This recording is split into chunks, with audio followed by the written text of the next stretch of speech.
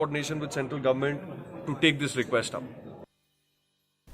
Congress President Vincent H. Pala said that the Trinamool Congress is only a family party in Meghalaya, which is limited to one family only.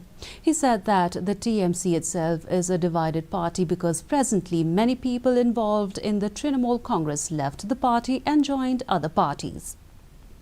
Talking about the existence of the Congress, Pala said that only the corrupt have left the Congress and joined the TMC. It is a misunderstanding that the Congress has ended in Meghalaya, whereas the existence of the Congress is still the same as it was before, he added.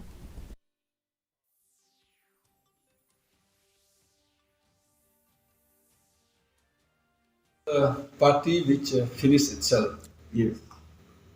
TMC is a party of one family in Meghalaya. TMC is a party which lots of division right when they started with it. 12 of the MLAs from Congress defected and joined TMC, and half of them left the TMC and joined different parties. That itself, the TMC has finished itself.